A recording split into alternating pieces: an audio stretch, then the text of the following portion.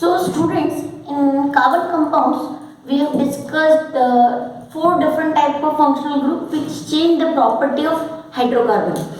Means group atoms, कुछ atoms और group of atom अगर हाइड्रोकार्बन के साथ अटैच हो जाते हैं तो वो उस हाइड्रोकार्बन की प्रॉपर्टी चेंज कर देते हैं और एक दूसरा केमिकल कंपाउंड फॉर्म होता है। तो ऐसे ग्रुप ऑफ एटम को हम फंक्शनल ग्रुप कहते हैं, जो 4 हमारे सिलेबस में है।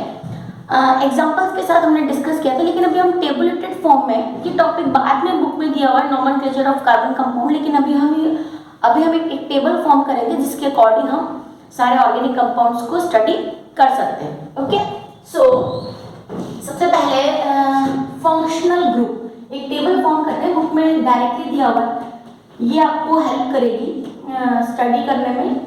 नोमेनक्लेचर फंक्शनल ग्रुप कौन सा है, फिर उस फंक्शनल ग्रुप का स्ट्रक्चर कैसा है, स्ट्रक्चर, देन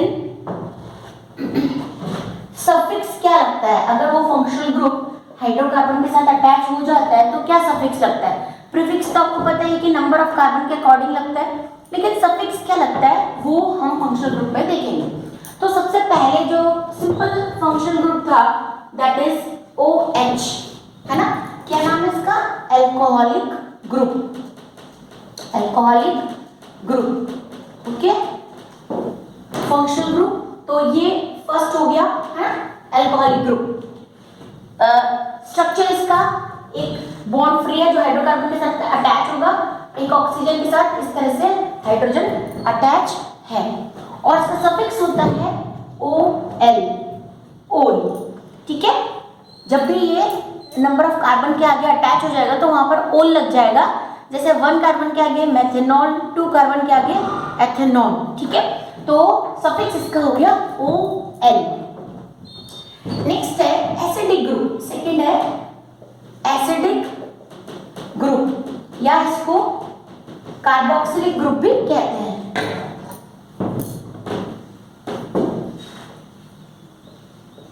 OH हम यहाँ पर इस तरह से लिख देते हैं ताकि आपको क्लियर हो। ठीक है, एसिडिक ग्रुप और कार्बोक्सिलिक ग्रुप।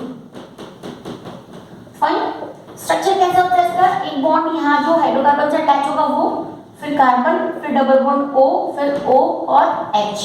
ठीक है, कंबाइन करके इसको कैसे लिखते हैं, COOH, इसको बोलते हैं कार्बोक्सिलिक ग्रुप। और इसका सफिक्स होता है ओइक एसिड, जैसे एग्जांपल मैंने आपको बताया था, 1 कार्बन है तो मेथेनोइक एसिड, 2 कार्बन है तो एथेनोइक एसिड।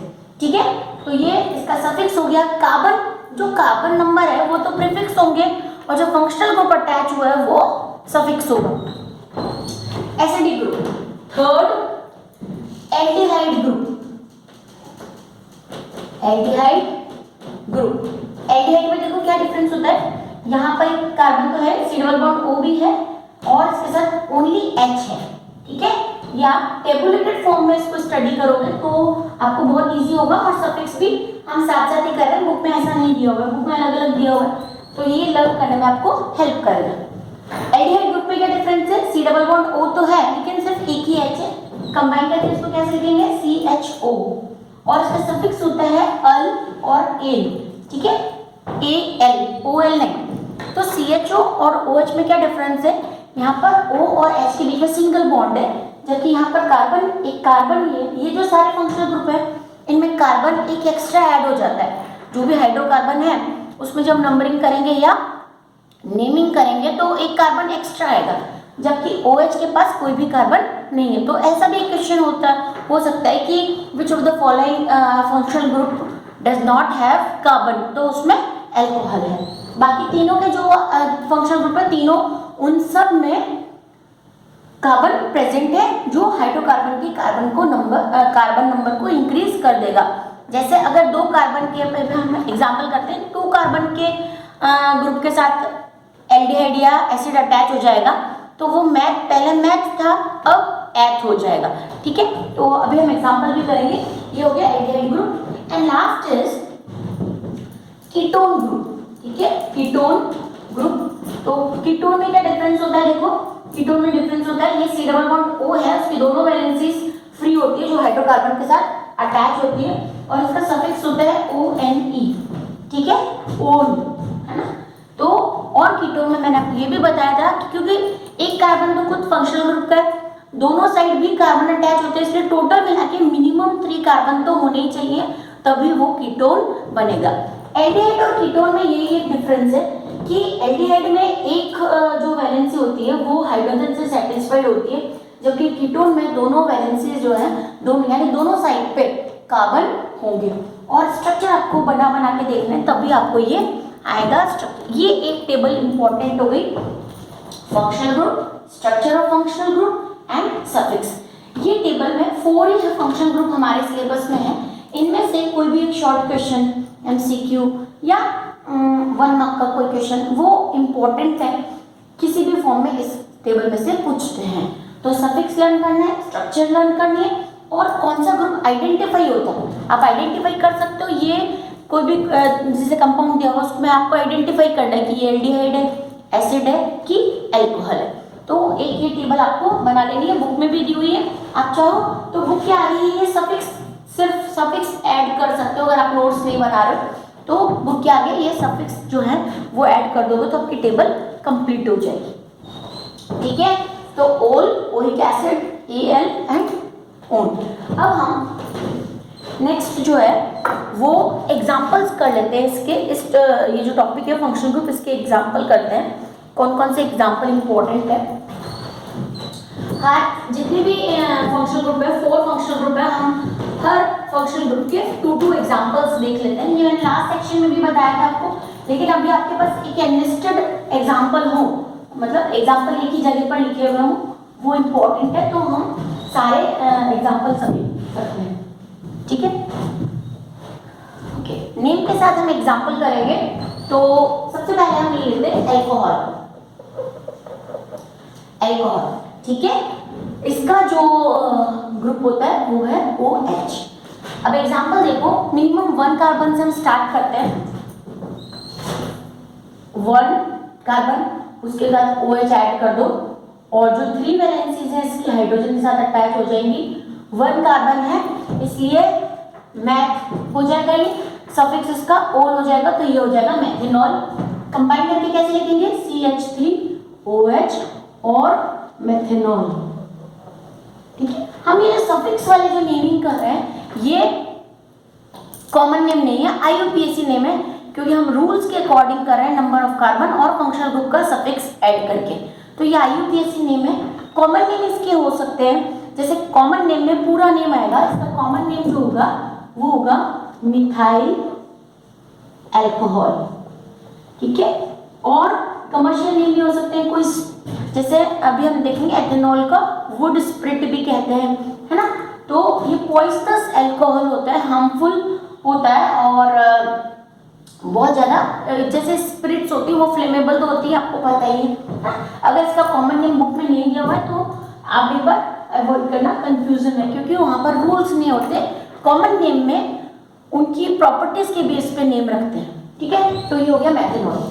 एक कार्बन का, अभी दूसरा कार्बन देखो, मतलब 1 कार्बन वाला कंपाउंड और 2 कार्बन वाला कंपाउंड, 1 2 3 हर कार्बन की 4 वैलेंसीज और ये OH, ठीक है। तो ये हो गया आपका सेकंड नंबर का अल्कोहल। इसको कंबाइन करके लिखेंगे C2H5OH और इसका नेम हो जाएगा 2 कार्बन के अकॉर्डिंग मेथेनॉल, ठीक है। तो ये 2 एग्जांपल हो गए अल्कोहल के। ऐसे ही 2 एग्जांपल हम करते हैं एसिड के। एसिड ग्रुप का नेम क्या होता है, COOH। फंक्शनल ग्रुप कैसा होता है स्ट्रक्चर में, COOH, ठीक है। ओके, नाउ पहला जो कंपाउंड होगा एसिड का, उसमें जैसे एक ही कार्बन है तो एक कार्बन तो खुद यही है ना। तो जो फर्स्ट एसिड होता है, जैसे हमने इसको ऐसा लिखा है COOH, और तो फर्स्ट जो एसिड है उसके साथ सिर्फ हाइड्रोजन ही अटैच होती है, क्योंकि मैंने आपको बोला 1 कार्बन है तो मैथ तो हो ही गया, और उसका खुद का एक फंक्शनल ग्रुप का खुद का एक कार्बन है, तो यहाँ पर ये मैथ हो गया है एक कार्बन, और सफिक्स इसका होता है ओलिक एसिड। तो इसको लिखेंगे कैसे कंबाइन करके, पहले ये देखो HCOOH, ठीक है, और इसका नेम हो जाएगा मेथेनोइक एसिड। इसका कॉमन नेम बहुत ज्यादा इंपॉर्टेंट है, लास्ट सेक्शन में हमने डिस्कस किया था, फॉर्मिक एसिड। मेथेनोइक एसिड और फॉर्मिक एसिड जो इंसेक्ट्स बाइट्स में प्रेजेंट होता है ना, बर्निंग सेंसेशन जो होता है वो इंसेक्ट्स में फॉर्मिक एसिड की वजह से होता है। ठीक है, तो मेथेनोइक एसिड और फॉर्मिक एसिड ये इंसेक्ट्स में प्रेजेंट होता है। मैंने बताया ये क्वेश्चन भी कई बार एग्जाम में पूछा हुआ है। अभी तो एक कार्बन था, अभी 2 कार्बन वाला कंपाउंड देखते हैं। तो ये 2 कार्बन के लिए COOH तो लिख दिया आपने और एक कार्बन अटैच कर दिया, इसकी वैलेंसीज को कंप्लीट कर देते हैं 4। तो ये कंबाइन होकर बन जाएगा CH3COOH। कितने कार्बन हो गए? 2। तो इसका नाम हो जाएगा एथेनोइक एसिड। ठीक है, और कॉमन नेम बहुत ज्यादा इंपॉर्टेंट है इसका, एसिटिक एसिड और विनेगर, है ना, commercially it is known as vinegar. ठीक है, तो ये इंपॉर्टेंट हो गया ethanoic acid and formic acid, 2 compounds acids के। इसी तरह से आप एक टेबल बनाओगे जिसमें स्ट्रक्चर्स आपको लर्न करने और 2 कंपाउंड अल्कोहल के। Fine, acetic acid, formic acid, ethanol, methanol, बहुत इजी है। Number of carbon, functional group आपको लर्न करने पड़ेंगे, उनकी स्ट्रक्चर लर्न करनी पड़ेगी, फिर आपको नंबर ऑफ कार्बन के आगे फंक्शनल ग्रुप अटैच कर दोगे तो उसका नेमिंग हो जाएगा। ओके, फिर ये दोनों हो गए हमारे। अब हम बाकी के 2 करते हैं, एल्डिहाइड एंड कीटोन। ठीक है, तो एल्डिहाइड और कीटोन के भी हम 2 एग्जांपल कर लेते हैं उनके नेम के साथ। ये जो टॉपिक है आपका होमोलोगस सीरीज के बाद किया हुआ है, लेकिन अभी हम करते हैं तो इजी रहेगा क्योंकि हमने फंक्शनल ग्रुप अभी समझे हैं ना। नोमेनक्लेचर के बहुत ज्यादा डिटेल में और एग्जांपल्स हमको नहीं करने हैं। जितने फंक्शनल ग्रुप हमारे 4 फंक्शनल ग्रुप है उन्हीं के हमारी बुक में नोमेनक्लेचर दिए हुए हैं। और एल्केन, एल्कीन, एल्काइन के तो मैंने आपको सिखाए हैं कि अगर एक डबल बॉन्ड है तो एक डबल बॉन्ड है 3 कार्बन के साथ तो इन जो होता है उसका सफिक्स होता है, वो भी हम एक बार वापस कर देंगे। ठीक है, नेक्स्ट जो फंक्शनल ग्रुप है एल्डिहाइड। एल्डिहाइड है ना, इसका लिखते कैसे है? इसका ग्रुप CHO। अगेन क्योंकि उसके पास एक कार्बन है खुद का फंक्शनल ग्रुप का, तो जो फर्स्ट कंपाउंड होगा वो इसी कार्बन के साथ बन जाएगा। यानी मैथ बनाना है तो ये कैसे लिखेंगे इसको? HCHO, है ना, CHO इसका स्ट्रक्चर होता है। तो ये एक कार्बन है तो इसका नाम हो जाएगा मेथेन। इसका सफिक्स क्या होता है? नल, मेथेनल। ठीक है, कॉमन नेम इसका अगेन फिर से इंपॉर्टेंट है, फॉर्मेल्डिहाइड।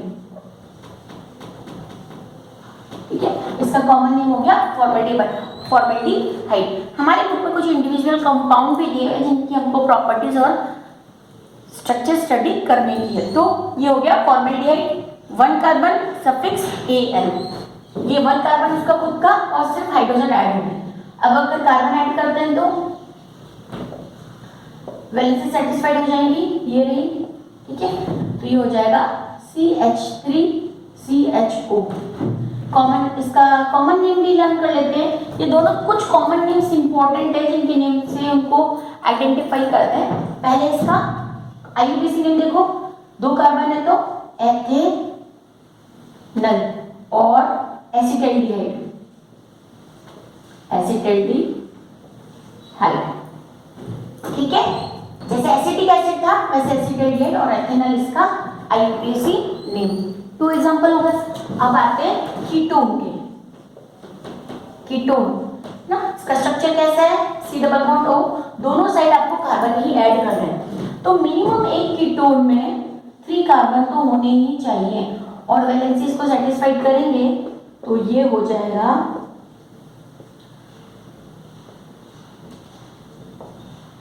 कंबाइन करके। कैसे लिखते हैं देखो, ये इसी तरह से एग्जाम में पूछते हैं। कंबाइन करके इंपॉर्टेंट है, CH3 हो गया, CO CH3। ठीक है, यहाँ पर एक मिस्टेक नहीं करनी कि CH3 का CO फिर CH3, ये रॉन्ग है। यहाँ पर जो कार्बन और ऑक्सीजन है उसके बीच में डबल बॉन्ड है जिसको आपको नीचे लिखना पड़ेगा, है ना। कंबाइन करके इस तरह से लिखते हैं, बहुत इंपॉर्टेंट है ये। इसका अब देखो कितने कार्बन हुए? 1, 2 एंड 3 कार्बन हुए। और सफिक्स इसका होता है ONE, तो ये नेम क्या हो जाएगा इसका, प्रोपेनॉन, ठीक है, प्रोपेनॉन। और कॉमन नेम इंपॉर्टेंट है एसीटोन, नेल पॉलिश रिमूवर, जो बोर्ड में बहुत बार पूछा हुआ है, what is nail polish remover. तो IUPAC नेम होगा इसका प्रोपेनॉन और कॉमन नेम हो गया एसीटोन, 3 कार्बन वाला। अब क्वेश्चन ये है कि 3 कार्बन से ज्यादा भी हो सकते हैं। अगर हम कार्बन ऐड करना चाहते हैं तो इनकी आगे फर्दर ऐड करेंगे, जैसे हम 4 कार्बन का कीटोन बनाएंगे, तो 4 कार्बन का कीटोन इस तरह का होगा। कभी भी ये जो C डबल बॉन्ड ग्रुप है, अगर ये यहाँ पर कॉर्नर में रख दोगे तो वो एल्डिहाइड बन जाएगा, है ना। कीटोन ग्रुप के दोनों साइड कार्बन होना कंपलसरी है। तो ये 1 2 3 4 कार्बन हो गए। अब इसका नाम 4 कार्बन है, इसलिए इसका नाम क्या हो जाएगा, ब्यूटेनॉन, ठीक है।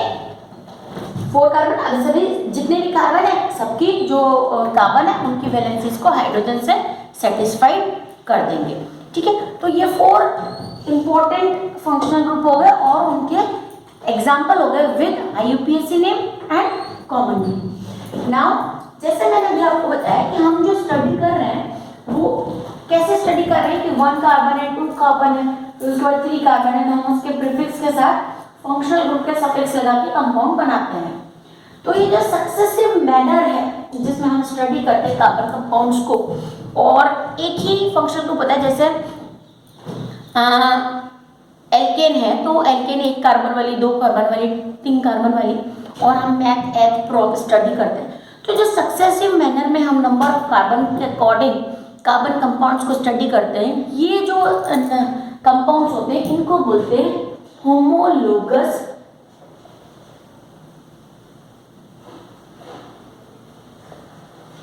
सीरीज, ठीक है, होमोलोगस सीरीज। अब ये टॉपिक है, इंपॉर्टेंट टॉपिक है, 2 मार्क्स का क्वेश्चन इस पे बनता है। होमोलोगस सीरीज क्या होती है? होमोलोगस सीरीज में जो फंक्शनल ग्रुप है वो सेम रहता है, सिर्फ नंबर ऑफ कार्बन ऐड होते जाते हैं। कंपाउंड सेम रहेगा, कंपाउंड सेम मतलब फंक्शनल ग्रुप का सफिक्स सेम रहेगा, लेकिन नंबर ऑफ कार्बन ऐड होते जाएंगे। अब नंबर ऑफ कार्बन ऐड होने से वो एक पूरी फैमिली बन जाएगी जिसमें फंक्शनल ग्रुप सेम है, सफिक्स सेम है। तो क्या क्या प्रॉपर्टीज होमोलोगस सीरीज की होती है, ठीक है। तो हम सबसे सिंपल एग्जांपल एल्केन की होमोलोगस सीरीज स्टडी करते हैं ना। एल्केन जैसे आपको पता है कि सिंपलेस्ट हाइड्रोकार्बन होता है मीथेन, है ना, CH4, ओके, CH4, है ना। ये इसका फर्स्ट मेंबर है, एल्केन सीरीज का फर्स्ट मेंबर होता है मीथेन, है ना, 1 कार्बन के साथ। अब जैसे मैंने बोला आपको सक्सेसिव नंबर्स जो होते हैं वो कार्बन के हम ऐड करते हैं, तो 1 कार्बन के बाद हम क्या ऐड करेंगे, 2 कार्बन, तो ये 1 एंड 2 कार्बन हो गए, और इसके साथ इसकी वैलेंसी सेटिस्फाइड हो जाएंगी, 1 2 3 1 4 5 और 6। अभी जो दूसरा कंपाउंड बना वो कैसा होगा, कार्बन कितने इसमें 2, हाइड्रोजन कितनी है 6, ठीक है। तो C2H6 ये हो गया second member of alkene homologous series. Second member कैसे दिया हमने, पहले 1 का फिर 2 कार्बन। अब हमको इसकी प्रॉपर्टी इन दोनों को ऐसे हम 3 का भी बना देते हैं तो बहुत ही ज्यादा इजी हो जाएगा लर्न करना। जैसे 3 कार्बन हुआ, अब सबकी सारे कार्बन की हाइड्रोजन से वैलेंसी सेटिस्फाइड कर लो, 1 2 3 4 5 6 7 और 8, तो ये हो जाएगा C3H8। ये एल्केन होमोलोगस सीरीज के 3 मेंबर्स हैं, ऐसे ही फर्दर हम बनाते जाएंगे। अब इनमें हम कॉमन चीज क्या क्या देखते हैं, एक होमोलोगस सीरीज में क्या क्या सेम है। एक तो उनका सफिक्स, यानी जैसे अगर हम एक फैमिली की बात करें तो हम सबके सरनेम सेम होते हैं, एक फैमिली के मेंबर्स के सभी के सरनेम सेम होते हैं, वैसे ही इनके सबके सफिक्स जो होंगे वो सेम होंगे, सिर्फ नंबर ऑफ कार्बन के according meth eth prop but ऐसे ऐड हो जाएगा, ठीक है। तो सफिक्स इनके सेम होते हैं, और क्या सेम होता है, इनकी केमिकल प्रॉपर्टी सेम होंगी, है ना। केमिकल प्रॉपर्टी मतलब ये कंपाउंड कौन से कंपाउंड से रिएक्शन करेंगे, किस टाइप की कंपाउंड फॉर्म करेंगे वो सेम होता है। तो chemical properties same, chemical properties same है। तो ये दो हम कंपाउंड ऐसे देखते हैं, दो प्रॉपर्टीज ऐसी हैं, सफिक्स और केमिकल प्रॉपर्टीज, ये इनकी सेम होती है। अब हम एक और चीज सीखते हैं यहाँ पर, जनरल फॉर्मूला। जनरल फॉर्मूला क्या होता है? एक पूरे ग्रुप को रिप्रेजेंट करने के लिए केमिस्ट्री में एक जनरल फॉर्मूला होता है। जनरल फॉर्मूला मतलब एक उस ग्रुप में आप नंबर ऑफ कार्बन ऐड कर दोगे, मतलब नंबर ऑफ, अभी मैं एक्सप्लेन करती हूँ, नंबर ऑफ कार्बन लगाते हो तो वो जो पूरा का पूरा ग्रुप है वो रिप्रेजेंट होता है, उसको बोलते हैं जनरल फॉर्मूला।